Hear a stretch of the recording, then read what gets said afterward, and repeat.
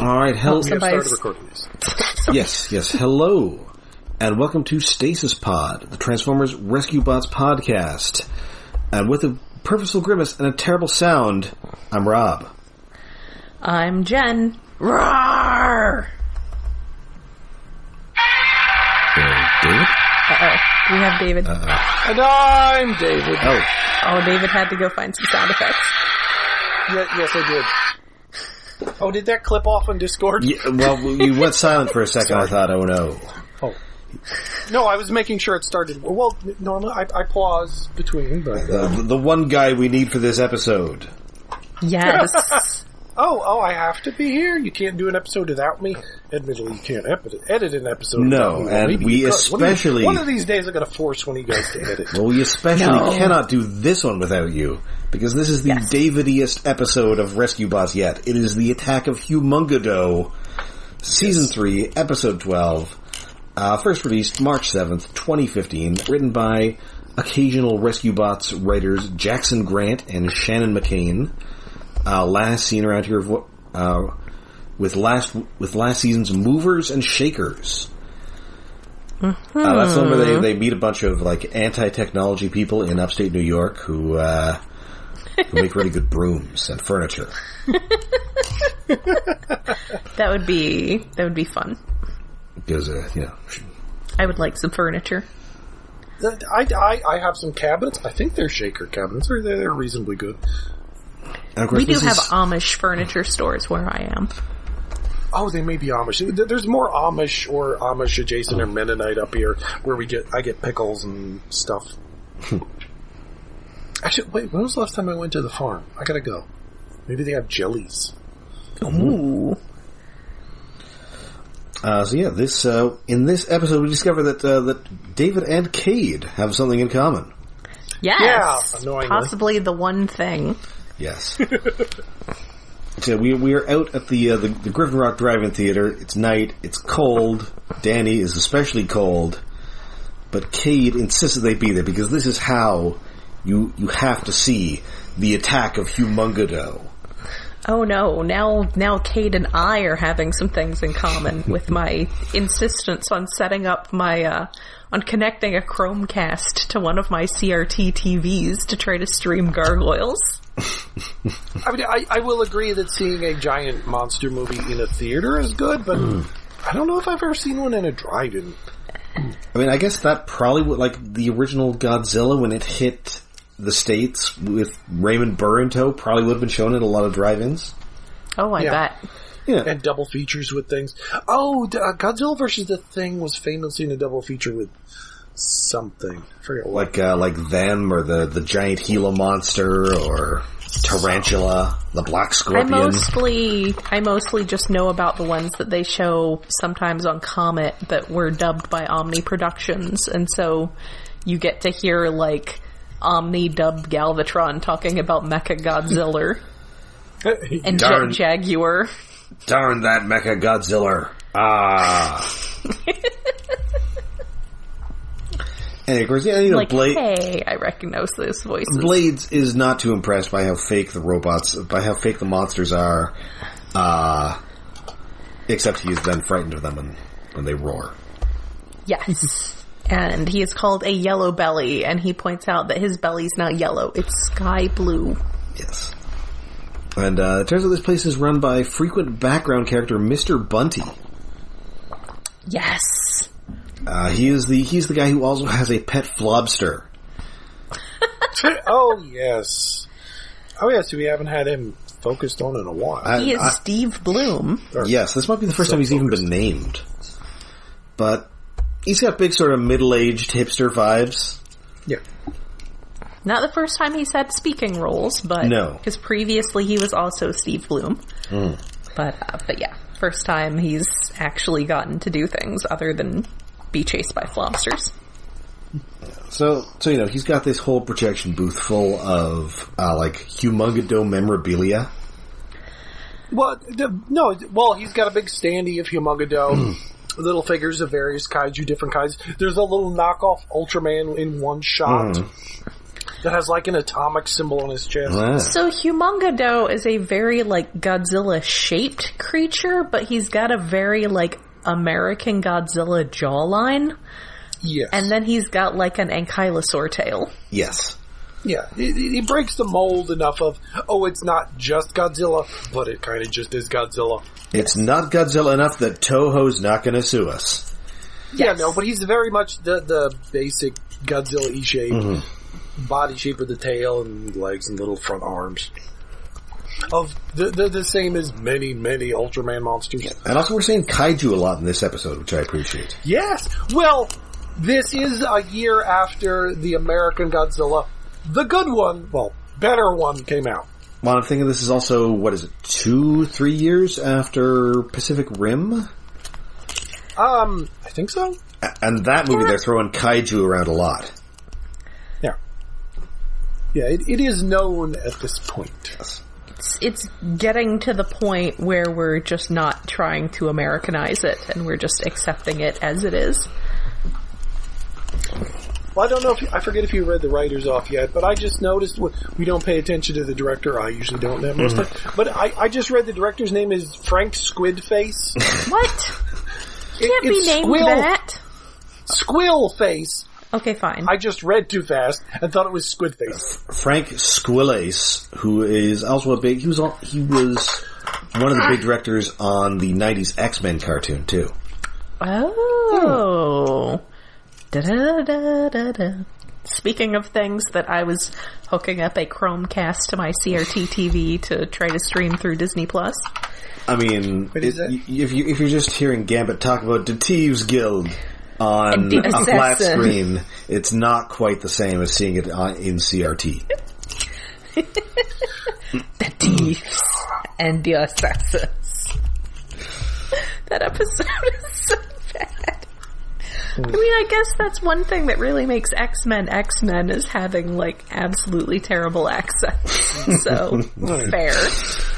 Well, especially with X-Men, it's not just bad accents. I mean, they're bad accents when they're in the comic books. And when they're on that cartoon, it's a bunch of Canadians trying to do bad accents. Yeah, and it's hit and miss. Oh.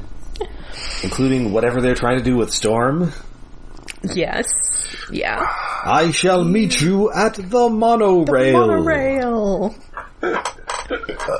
She's just trying to sound regal. Kind of works, but it's like an accent that no one has. And of course, I will slip in one of our customary BotBots plugs here because Alison Court, who was Jubilee on that 90s cartoon, is the voice director for BotBots. Oh, that's cool. Yeah. Oh man, I love BotBots. She was also a famous Canadian clown. Oh, okay. She was on but was she ever a politician? No, that was just Rogue. Okay. Famous Canadian clown? What? Well, she was on like a kid show, The Big Comfy Couch. She was Lunette the Clown. Oh, okay. Oh, I guess that is a famous Canadian clown. Not like a clown, like independent of any other fiction, like a Ronald or a Bozo. And now I'm wondering, I know that with the X-Men 97 cartoon that's coming out, I know that she did choose to step aside to let an actual, like, Asian American actress, or at least Asian Canadian actress, take the role. But I am curious to see if they are going to remain loyal to that absolutely terrible set of accents.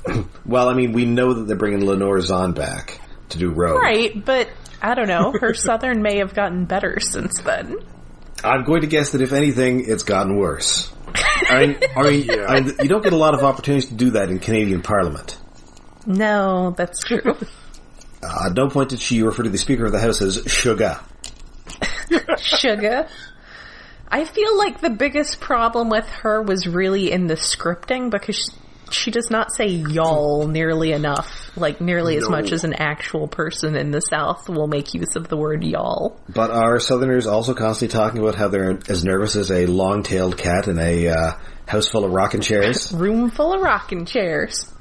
Not in my experience, though maybe that was just my particular region. Maybe it's just because my grandparents weren't actually from Alabama, so...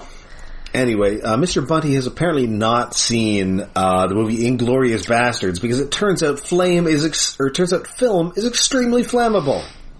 Yes. I didn't realize that was something that hadn't been, fixed 30 years ago. Well, I mean, I guess these are like old-ass prints. Well, no, even film, there's a reason things are more shifting to digital, because film is one of the most combustible things out there, and yet you're having this bright light shown on it. Well, and I do think that old film is more combustible than... Well, yeah, as it goes on, because it gets like a... Well, I think there was actual nitroglycerin involved in the making of old film, like your which I think comes up in Inglourious Bastards, in which they use a bunch of film to basically turn a theater into a bomb in which to incinerate Hitler. Yes. Yeah, because some film, it sweats weird shit. Yes. I guess that would be the nitroglycerin. Mm-hmm. Which is also why a bunch of silent movies are just gone, because they just ignited back in the 40s. Yeah, yes, I actually went looking to see if there are any lost kaiju movies that burned. I don't think so. There've been there's some lost TV shows that were just taped over. There's some movies that just never got finished, or they were in the 30s or something, and World War II kind of fucked them over. They were lost. Yeah. Anyway, so this thing is extremely on fire. I wonder if it has Danish subtitles, the only copy of Flash Gordon that they could get in that theater that was showing it during BotCon in Durham. Oh, weird. That is... I mean, the Europeans do love Flash Gordon. But we learned what smearlop means. Oh, I think, isn't that the Dutch, not the Danish? I don't know. I forget. Yeah, I guess it was Dutch subtitles. Oh, in the Dutch language. Ugh, I don't remember. I just remember that we learned what smearlop meant, which was great because some people on the old news group kept calling a friend of ours that. What does it mean? Bastard, basically. Oh, well, okay. Nothing that exciting. Smearlop just sounds like a really obscure transformer. But the important thing was that the only copy of it that they could get had some unfamiliar subtitles. So, but fortunately, the bots rebuild it, but they cannot rebuild a projector, and it's cooked, which kind of makes the whole drive-in theater thing pointless, but good news, and by which I mean bad news, yes. Doc Green has created a new projector using the same technology he used to make his imaging chamber, which, as you will recall, is the same thing that also created A, gremlins, and B, a plague of Kades. So, also to go back for a second, I would just like to point out that when the place goes up in flame, Kade goes in to rescue... Oh, now I forgot the guy's name already because I'm bad at names. Mr. Bunty. Mr. Bunty. He goes in to rescue Mr. Bunty. Now, Mr. Bunty is a nerd stereotype, so he is a large man. And Kade absolutely fireman carries him out the door over his shoulder, and that's impressive. Yes. I am. Well, he's trained to be fireman. Very impressed at Kade, just absolutely carrying this 250, 300 pound guy out the door. Kade is built like a caveman. I guess that's true. As we have determined, Kade is built like a caveman, so I guess that's fair. But yes, Doc Green shows up to make things worse. And none of this is a good idea. And perhaps their first clue is that this thing looks like it has a monster claw on it. Yes. It's nothing good is going to come of this. Extractor. It's a spark extractor, is what it looks like. Oh wow, it does.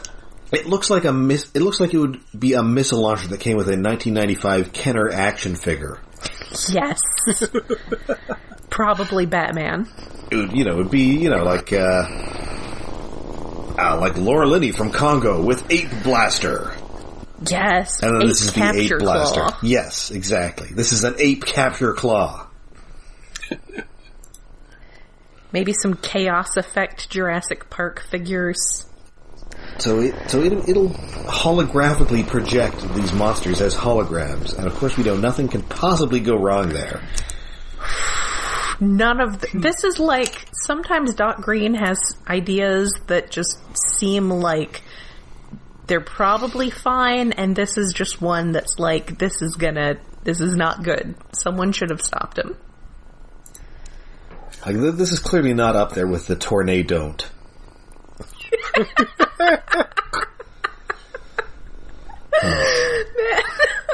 Tornado-don't. Oh man, I forgot about that. What a name. And, there's even more good news because Kade has not only found a new copy of the Attack of Humungado, but they also tossed in all the sequels for free.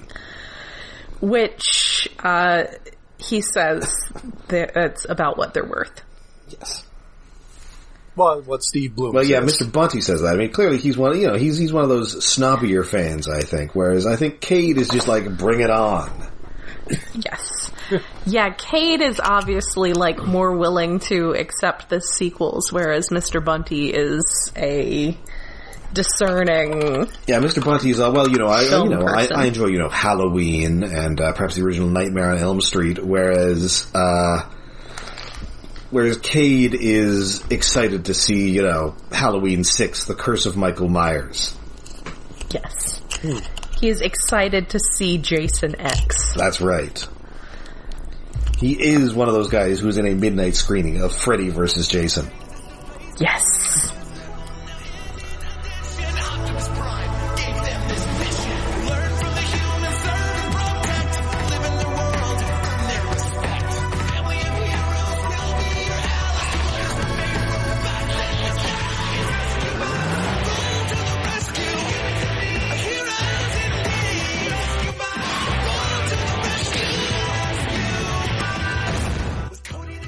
And of course, I mean, I guess, are the Godzilla sequels generally considered inferior to the original Godzilla amongst kaiju enthusiasts?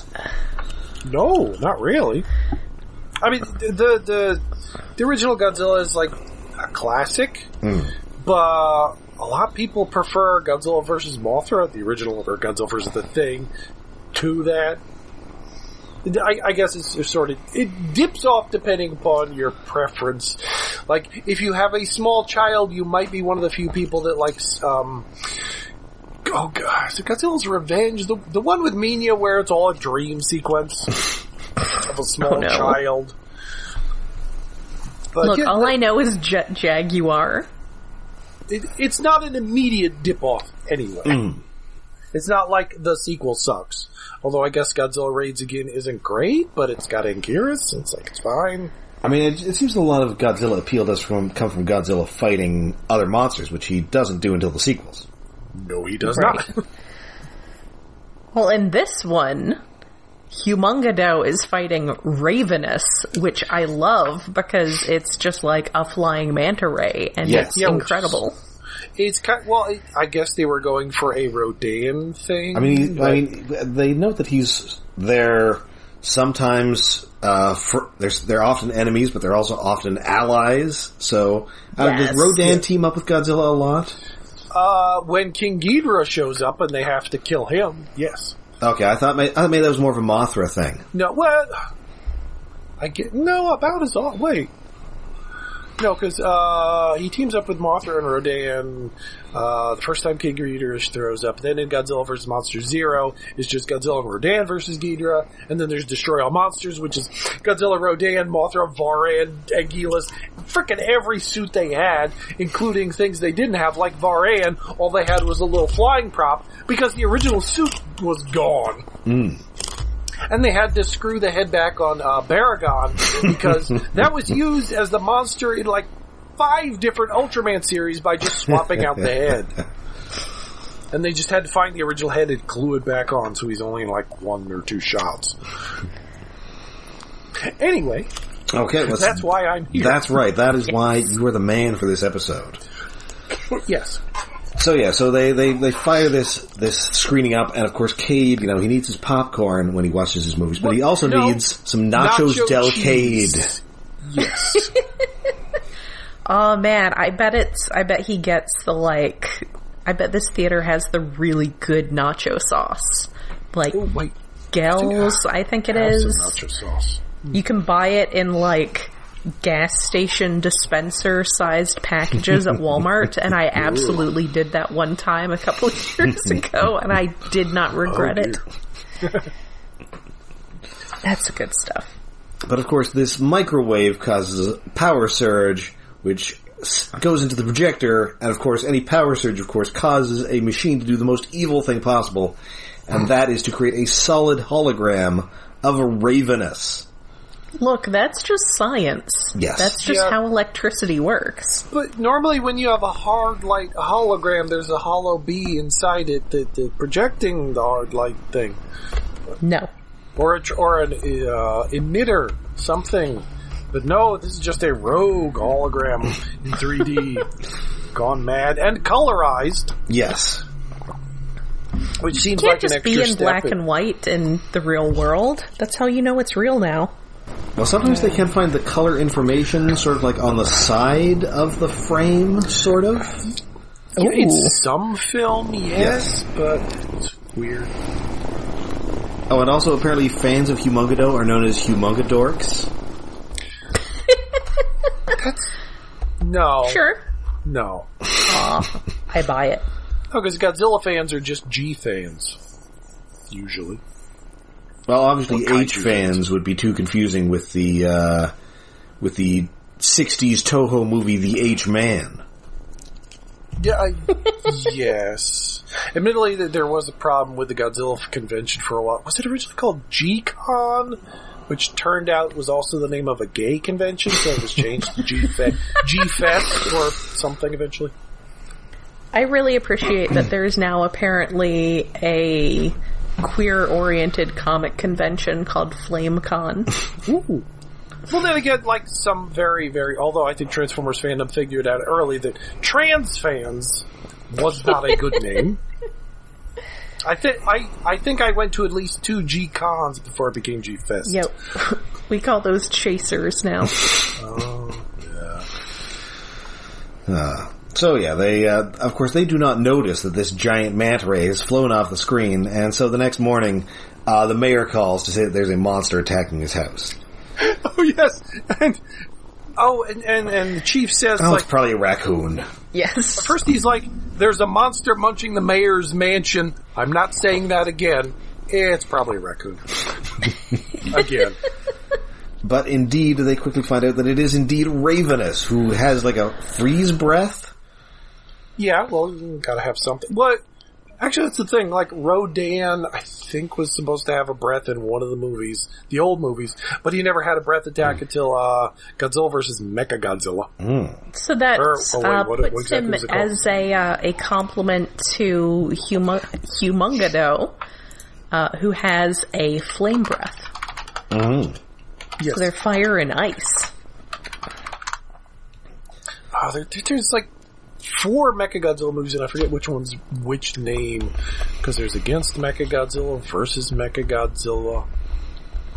SOS. Oh, it's a Godzilla against Mecha... No, that's the other one. I was gonna say, I think Terror of Mechagodzilla is the one that has an Omni-dub that shows up on Comet.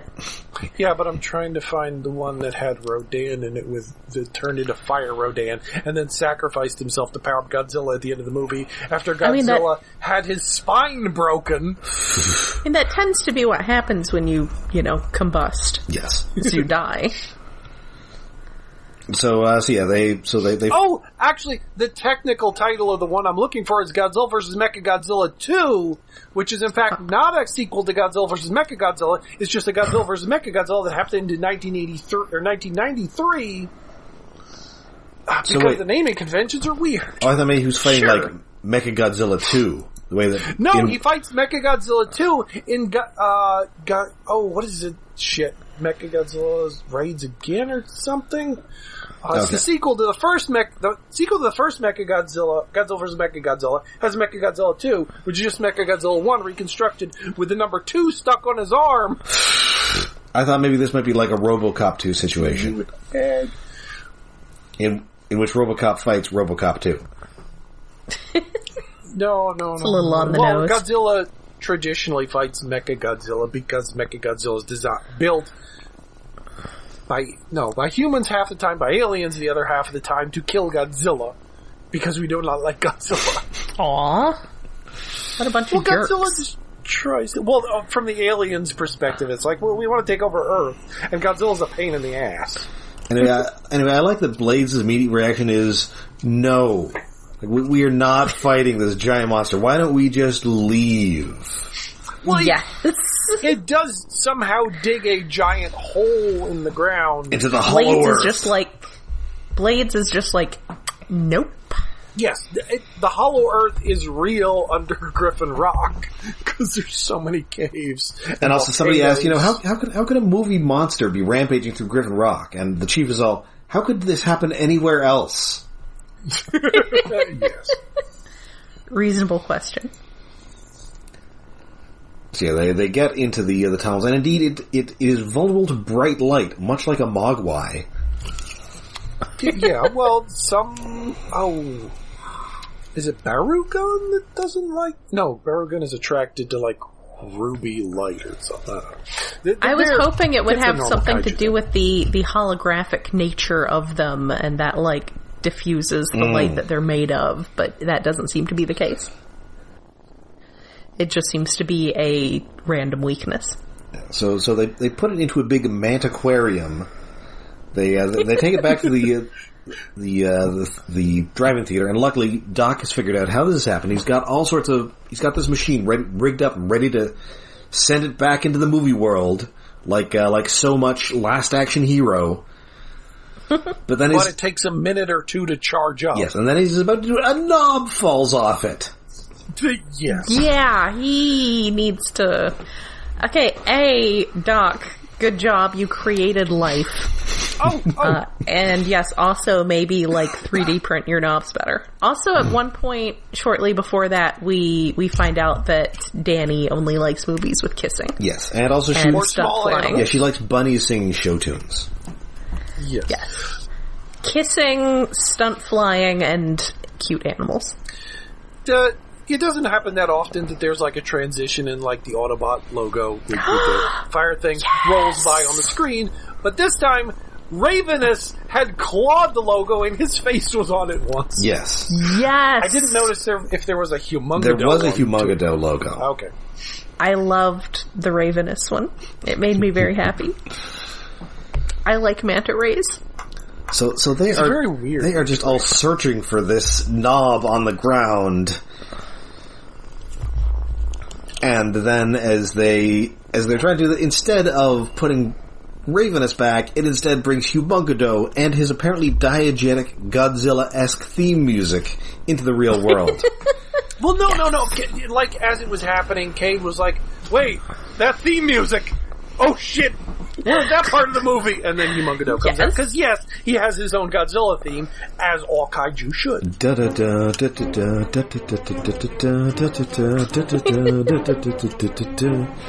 It's a really catchy theme. It is catchy.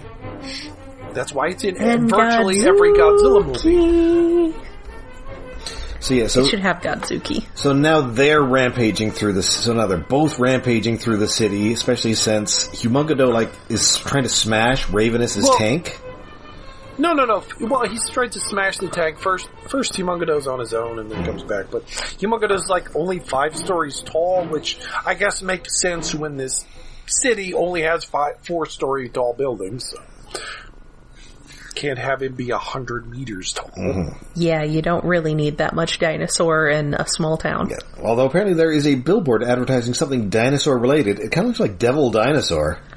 Well, there are... Oh yeah, it kind of does. Well, there are dinosaurs at the local museum. Yeah, honestly, this is all a normal Friday night in Griffin Rock. And he specifically attacks this billboard because, as they recall, even though Humangado is vaguely dinosaur-like, he has fought dinosaurs in the sequels, specifically the Supersaurus. He hates dinosaurs. Mm-hmm. Which, wasn't there a comic book called Supersaurus? Well, there's an actual dinosaur, or at least there was when I was a kid, called the Supersaurus. There was it was one of a succession of extremely large sauropods. Yeah. Apparently, when Ultrasaurus. It was like Supersaurus, Ultrasaurus. Apparently, Supersaurus is still a viable species. Okay. Did they make Not one for that turned out to be a variation of another recognized species. Did they make one for the Mattel Jurassic World line? There was like some really big sauropod. It might have been the Supersaurus. Really I don't know if it was Supersaurus. There was one in the new movie that had some name that it was like Gigantosaurus or something. Oh, Gigantosaurus? Well, there's Giganotosaurus, but that's a theropod. Maybe it was something like Dreadnought or something. Oh, right. It was, yes. Dreadnought? Yeah. That's probably what you're thinking of. They made the toy of. Because it was, in a scene. I don't know. I watched that movie. I realized I've grown up to become Dr. Ian Malcolm, and it made me sad. Dreadnoughts are a genus, so I guess all the really big ones, they're Dreadnoughts. Yeah, apparently Dreadnoughtus, which sounds like a bad Transformers villain. It does. That's like a Shane McCarthy level, like, Decepticon. Yeah, so he fights Supersaurus in the sequel. They also mentioned there's another sequel where he fights the Rhinoctopus. Oh, that was a great name. That's a pretty good... That's one of those things that you just have to leave as a play on words and not, like, try to bring into being, because nothing can live up to how great that name is. So they decide, hey, if he hates dinosaurs, maybe we can turn into dinosaurs and he'll fight us instead of smashing the city. Because, hey, we've still... Fortunately, everyone has left the area, so they can do that. Now, is there a Godzilla movie where Godzilla fights dinosaurs? Explicitly dinosaurs? I mean, Godzilla's kind of a dinosaur. Yes, that's the thing, because, or Anguillus is kind of an ankylosaur. And I mean, Rodan is kind of a pterosaur. Well, that's where his name comes from. All right, Pteranodon. Rodan. Yes. Right. So, explicitly, yes, but considering he is one, no. And, well, in one of the movies, we do see a Godzillasaurus that gets irradiated by a nuclear bomb test and becomes Godzilla. So, yes, he's fought aliens, other dinosaur giant thingies. He's fought kings of Kong multiple times. So, yeah, they all turn into dinosaurs. There is a big dinosaur fight. Yes, which feels like it's an homage to the Dinobots versus Devastator from G1. Oh, yeah, I can see that. Which in itself is an homage to Godzilla versus King Ghidorah, thanks to Don Glutt. So this is an homage to an homage of Godzilla. Which was delightful. It all comes back around. Yes, it does. Oh, did Don Glutt tell that story at BotCons? I'm not sure offhand. Because I know he was at G-Cons and G-Fests a few times. I saw him tell that story. It's like, anytime I had the Dinobots fighting the Decepticons, yes, I was just basically writing Godzilla scenes. I mean, they did have a lot of, like, fire breath and stuff. Yeah. Uh-huh. Yeah, I guess mostly slag. So, unfortunately, Rayvenous has used his ice beam to get out of this cage and is now terrorizing Doc Green and Frankie. Oh. But they are able to use a quote-unquote light touch to get him back into his tank. And so they send Blades to go and get Rayvenous to act as bait so they can lead him back to the drive-in. Which goes reasonably well while Humangado is like, they chased him to the edge of the ocean and he's in the water, and Chase is shocking him over and over as he's roaring, "Don't tase me, bro," kaiju. At one point, even shocks the ocean itself. At one point, Chase says, "Fictional beast, you are resisting an officer of the law." Yes. Oh, Chase. And of course, earlier in the episode, he also mentioned that I, for one, have already lost the story subtext as he was watching the movie.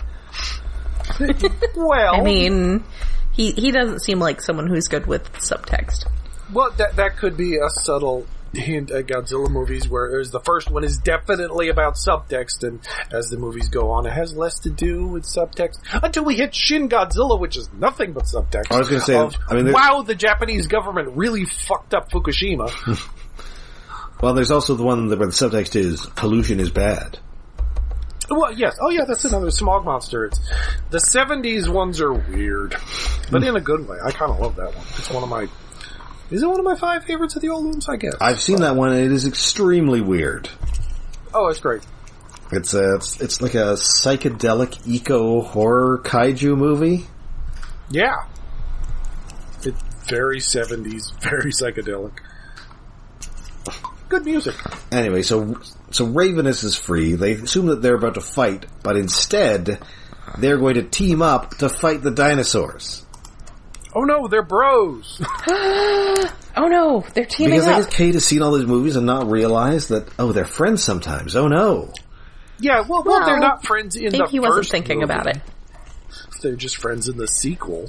Yeah, well, maybe he was assuming that since they came from a print of the first movie, then they were at the first movie stage of their character development.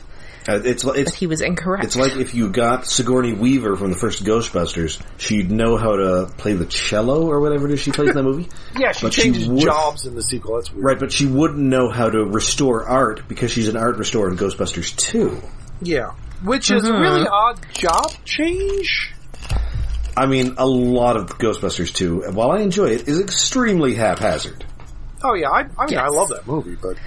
A lot of it happens because of reasons. It's like 3 drafts in, they realized, oh right, Ernie Hudson was in these movies. I guess we should put him in. Aww. Yeah. Don't give Ernie Hudson enough to do. Give him more to do, he's great. Yeah, but of course they do know that in the sequels they team up not only to fight Super Source, but also, of course, the Rhinoctopus. Yes. What does a Rhinoctopus look like? I want to see the Rhinoctopus. I mean, it's very Sentai combining 2 monsters randomly sounding. So Blades does manage to conquer his fear long enough to ride the mighty Rayvenous. Yes. Who he calls a spike belly because he has spikes on his belly. But also because he has been getting called yellow belly and then blue belly. So he's turning it around. So they get them in front of this projector, and finally they are sent back into the world of the movies, along with Jack Slater. You just released two dinosaurs from the movie. Big mistake. Now, hopefully, this device will be going back to the island of Misfit Tech. Yes. Apparently, there is a Rhinoctopus in some, Spider-Man for Kids cartoon. What? I mean, it's probably like the rhino with, Dr. Octopus's tentacles. Yeah, that's what I was thinking. That sounds boring. That is exactly what happens, yes. Okay. Boring. It could still be fun. It does say her tentacle suit, so it's apparently one of the I think it's like that Doc-Ocks. one with, for Spidey and his amazing friends or whatever, and I think it has, the Carolyn Trainer Dr. Octopus. Oh! Okay, now I have to watch it. Or, I mean, it may be like the Olivia Octavius, the Catherine Hahn one. Yeah. She better be back in the sequel. Damn it. Yes. Anyway, so... she was great. Also, clearly had dated Aunt May. Jeez. So the kaiju are back in the movie, but Kade, he realizes, hey, if these two are friends, that recontextualizes the entire movie series. I'm going to have to watch them all again.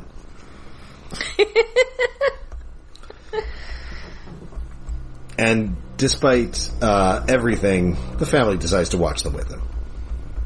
Aww, that's very nice of them.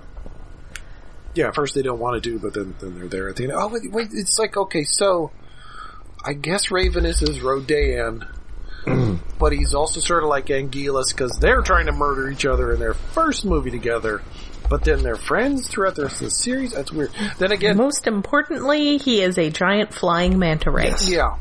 Anguillus is kind of the Krillin of Godzilla movies. Oh man, I love Krillin. Because he gets jobbed out in later movies. Aww, Mechagodzilla beats the shit out of him. Oh, poor Krillin. He's trying. I'm trying so hard to keep up with everyone else. I'm a little surprised they haven't brought him into those American ones yet. Yeah, well, if they have sequels, I don't know anything. Well, they're making a Godzilla vs. Kong too. Yes, hopefully they bring Anguillus. I think there was an idea to bring at least an Anguillus-like thing in one of the movies, but got shelved. And they're also making that TV show. What? Oh, right, it's some monster. I mean, it's in the universe. It's got what's it? It's got Kurt Russell and Wyatt Russell are in it. I assume a Netflix thing. It's Apple TV, I think. Oh, so I'll never see it. I have that. Wait until you get a new iPad or something, and then you can just binge it in the free month or whatever you get. If I get a new free year, that would imply I've ever had an iPad or ever want an iPad. Well, okay then. Fair. You'll just have to check out the darker corners of the internet. Yes. Yo ho ho. I mean, eventually I might get a pad of some kind to read comics on, but that's a pad of eye. I don't want to deal with iTunes is the thing. I hate iTunes. So. That's probably fair. Alright, and so that is the Attack of Humungado. I really enjoyed this one. Oh, yeah. I mean, it's very silly in a Rescue Bots kind of way, but I am a sucker for big monsters. Yeah. Rayvenous also has a really good pun name because it's a Ray. The 8-year-old inside me was ecstatic watching this episode. Like, this is exactly what I would have wanted as a child. I mean, there just aren't enough episodes where Transformers fight kaiju. That's true. Yeah, that is a fact. It's not usually that big of monsters because they're fighting other giant robots. Yeah, that's true. And also, obviously, you can't get into any gore or anything in Transformers media, generally. Well, many kaiju movies don't have gore unless you're watching Gamera, and even then it's usually green blood. Kaiju movies aren't usually that gory, traditionally. Well, Godzilla ones anyway. Sometimes there's blood, but... Well, I guess a couple of those early ones are in black and white, so you can't see as much. You can't tell. I don't even think that... Well, in the first one, it's just Godzilla. There's no blood to be seen. The second one, I don't think there's blood in Gigantus, the fire monster. I'm trying to think. It's like how you start out with Terminator having like full-on naked Arnie butt, and then you end up with Genesis, which was rated PG-13. I mean, listen. CG, not naked Arnie butt. I mean, yes. They did not expect people to be watching the Terminator in sufficient resolution that you could see Schwarzenegger dangling all over the place. Oh, 4K Terminator. Oh, no. But I guess what is well lit is the way too long sex scene in that movie. Yeah. It's set to like the sexy piano version of the Terminator theme. Yes. It was like da da da da da da da da da da da da. Michael Bihn's butt. Da da da da da da. Anyway, so yeah, I enjoyed that a lot, and I believe that now brings us to the thematically appropriate David's Tokusatsu Corner. Yeah, sorry, there's no Godzilla-like monster in this episode of 1, 2, 3, 4, 5. 5 man! Hold the man. Get the Earth drunk is the title of this episode. Like the people on it or the planet itself? The people on it. Oh, okay. The monster of the week is Zoryugen. He's introduced by the bad guys. They're in a hive of scum and villainy bar that is in their base. You have various monsters in the background. You have Billions. You have the other guys. You have the mushroom Godzilla thing walking around. He's singing, the big mushroom guy. I like mushrooms. He's doing karaoke in this bar. Whereas Billions is getting drunk, and then, what is the girl's name? Dora and her sidekick Zaza bring over, like, Billions has finished his drink. They bring over a thing. It's like, oh, you want another drink? He's like, yeah, sure. And then they hand him a glass, and it turns out, what the fuck is this? This is water. They're like, yes. And then they bring in the monster of the week, who's this big blue elephant. He sticks his trunk in the water, and it turns to sake. So we have a monster that can turn water into alcohol. And that is the plot of the week. Is the monster Jesus?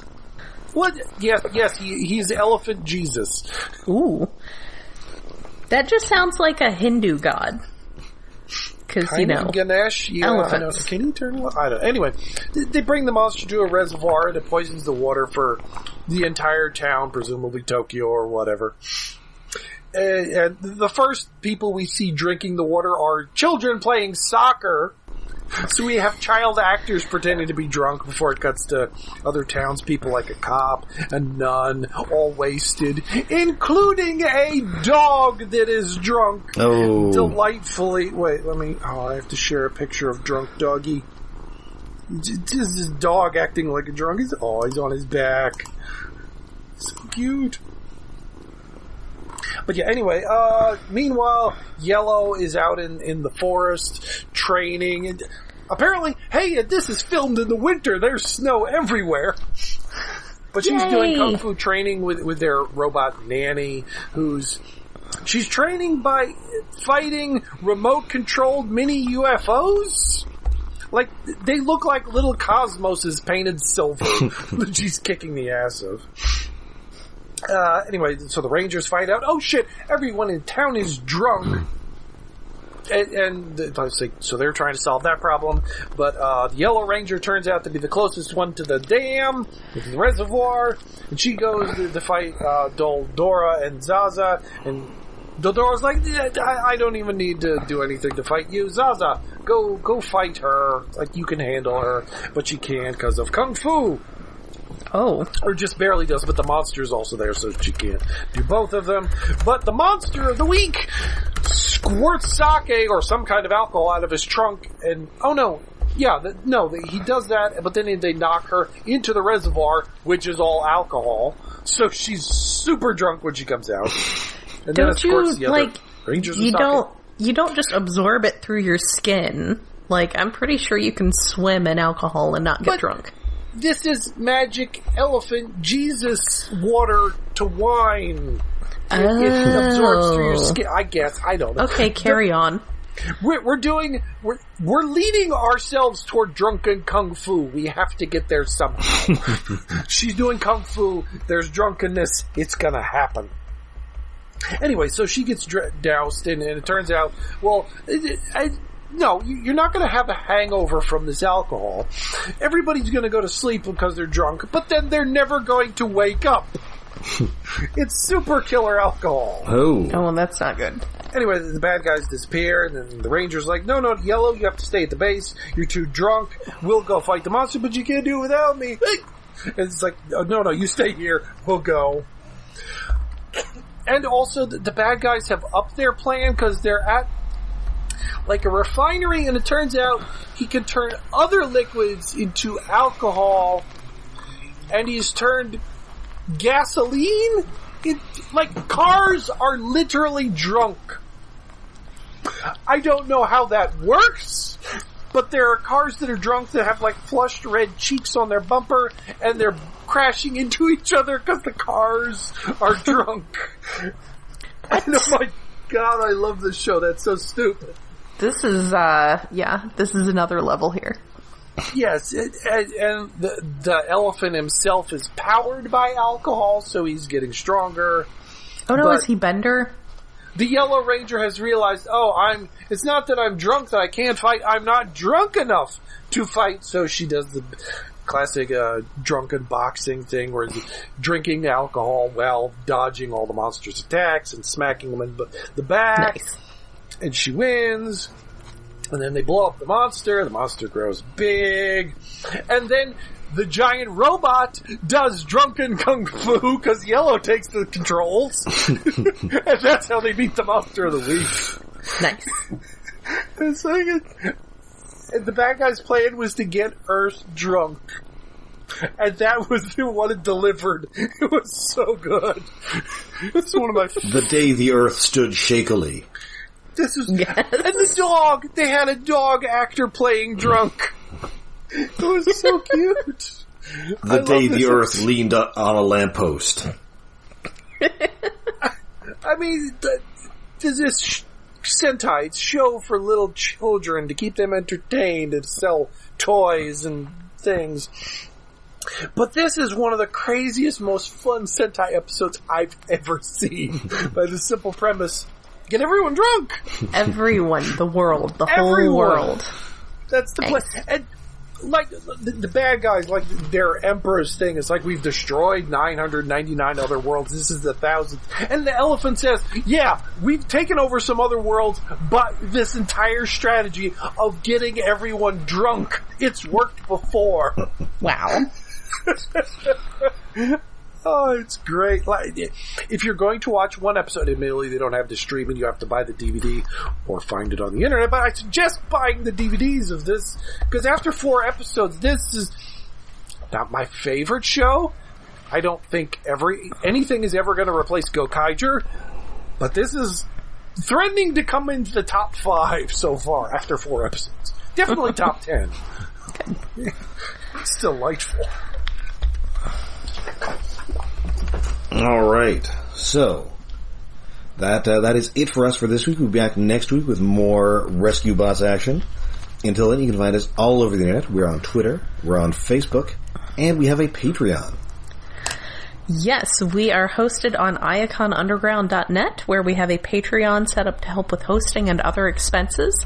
That is at patreon.com/iaconunderground. For the month of October, we have gone spooky, but not too spooky. We're keeping it at, like, a proper, like, kids level of spooky, with Hocus Pocus. Which a surprising number of us had not seen until very recently. Yeah, in that any of us hadn't seen it. I watched it last year. For November, we have not yet decided on something. Maybe we'll pull something out of our informal list of backburnered ideas we've been meaning to do. Or maybe something fun will just pop up out of nowhere and we'll be like, that's the thing we need to do. But we will definitely have something very fun for the month of November. We just don't know what it is as of this recording. That's right. So until next time, when we encounter yet another Griffin Rock Festival Bot Appreciation Week in All Bots Great and Small. I'm Rob. I'm Jen. I want to have festivals. I'm David. Oh, and I've filled up 1/5 of this 5-section notebook or episode notes. And after this, I'm going to go see if there's any dry ice left to put in some alcohol. I'm David. Alcohol ice. Dry ice.